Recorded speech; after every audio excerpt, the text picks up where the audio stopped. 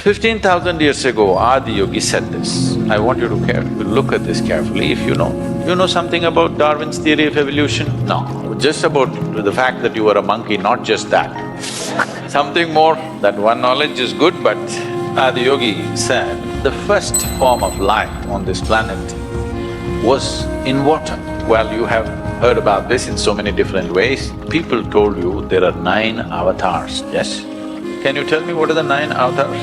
Matsya avatar? No, don't jump. Kurma avatar? Varaha? No. Narasimha? Vamana? Parashurama? Rama? Krishna? Buddha? 9. Now, you must understand this. Right now, people have started looking at these names as people.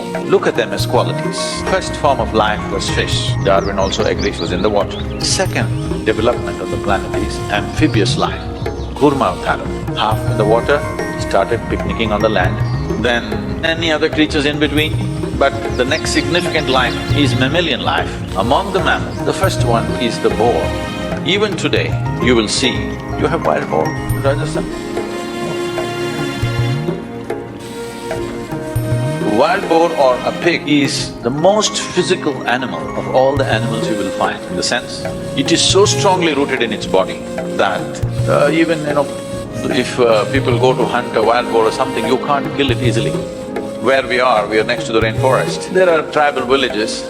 These boys who go to school, I'm talking about 10, 12-year-old boys, when they're coming back, if they see a deer, they will take sticks, they'll just pick up sticks somewhere, attack the deer and kill it. I'm saying schoolboys with a stick. That's how other mammals are made. You also, one knock on your head, you'll fall dead. But this is not the way a wild boar is.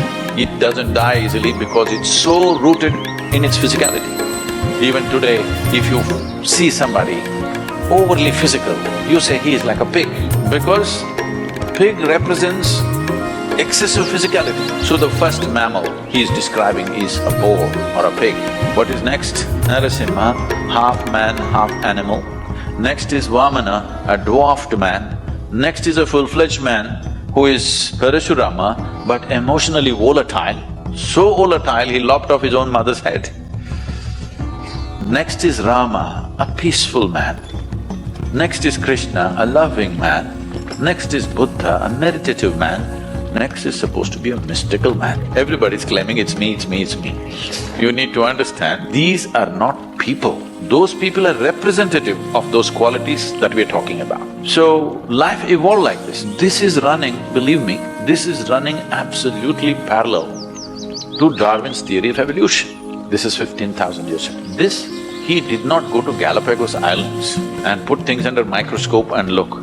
He sat there with his eyes closed and saw that if you go deep enough into this, there is an evolutionary memory in this. If there was no evolutionary memory, suppose you're a man and you eat a watermelon, it becomes a man after some time, yes?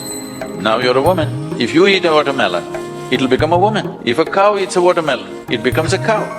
Why this is happening is, there is something called as evolutionary memory and genetic memory here. Evolutionary memory is deciding that you only take human form, not suddenly you eat a smart watermelon and you got confused and became a cow.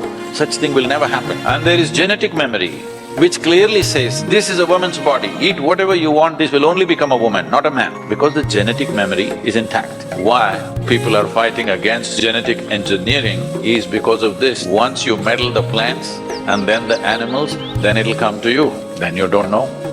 If they do some mistake, you will become half man, half animal once again. We don't know what'll happen So that is the resistance for genetic engineering, because once you start meddling with the basic material, you don't know what'll happen because we have not figured it completely. So he looked at his evolutionary memory and he says, first we were fish, then we were this, all the 9 things, and now you're here. Now that you're here, you've taken on this human form. If you want to evolve from here, you can only consciously evolve. Your physical evolution is over. For this, there is an entire mathematic as to why your physical evolution is over. There are many aspects of it. I will not go into the mathematics because a few ladies just shook their head, no, we don't want mathematics. But there is no mysticism without mathematics. To put it very simply, the nature of who you are right now is a consequence, a complex amalgamation of memory, of variety of memories. that you have. You have this kind of body because of evolutionary and genetic memory. You like this, you dislike that because of various levels of unconscious, subconscious, karmic and other types of memory. You have no control over it, what you like and what you dislike most of the time. You will have to strive hard to rise above that because memory is determining everything about you. So, when we say evolution, in a way we are talking about the play of memory and the building of experience and growing into various levels. So he is saying if you're willing to strive, you can transcend everything that limits you. Only thing is, your physical body is not designed to change anymore because with this solar system, he even mentions this, unless there is some significant change in the solar system, you cannot evolve physically. They naturally asked, you have grasped so much but our brains are struggling, can we grow this a little bit? He said, no, in a different way. But today, modern neuroscientists are saying this. Your brain consumes 20% of the energy generated in this body. Though it is only this much, I'm sorry, am I showing too small? Okay. Though it is only this much and it is lightweight because mostly it's air, in spite of that, it consumes 20% of the energy generated in your body. The rest of the body, so much, consumes remaining 80%. So if you want to increase your intelligence, whatever, if you increase the size of the brain, the amount of power needed for that, body cannot provide. So you cannot increase the size of your brain.